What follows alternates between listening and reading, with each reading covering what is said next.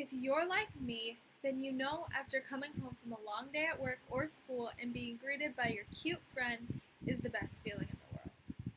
It feels like all the stress that you have built up throughout your day suddenly vanishes and you're left with nothing but happiness. It is the norm for people in America and all around the world to own an animal that they call their pet.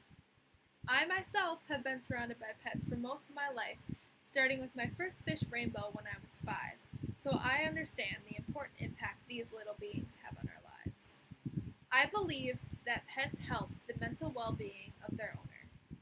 I will start my speech by analyzing the science behind why pets are good for your mental health.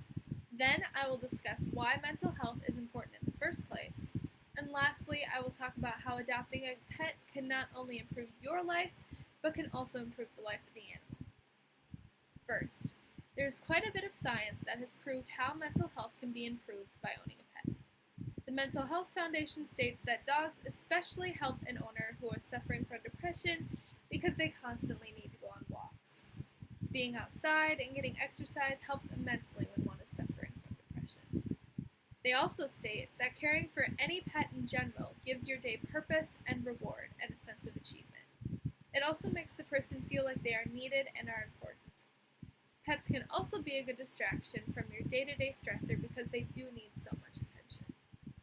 Second, if you don't have a pet, I can assure you that you are not alone in this world. However, your mental health is no less important than everyone else. Mental illness as well as stress is very common in the United States. Mentalhealth.gov states that about 1 in every 5 adults have had or will have a mental illness in their life, and stress is even more common than that. If not taken care of, mental illness and stress can lead to high blood pressure, heart disease, and even death, so it is very important to be treated for these issues. Now, pets obviously can't automatically cure any mental disorder someone has, but it can help greatly by bringing a little bit of happiness and innocence back into your daily life. If you don't own a pet, don't worry. You could always ask your friend or relative if they have a pet, or MSU, as well as many other universities, offer a day where you can go in and play and pet animals. Lastly, it is important to get a pet not only for your mental wellness, but also for the wellness of the animal. Many animals who are put into shelters did not have a good start to their life. Whether they were treated bad or lived in the street, ASPCA states that each year approximately 7.6 million animals enter animal shelters nationwide, and nearly 3 million a year don't ever get adopted.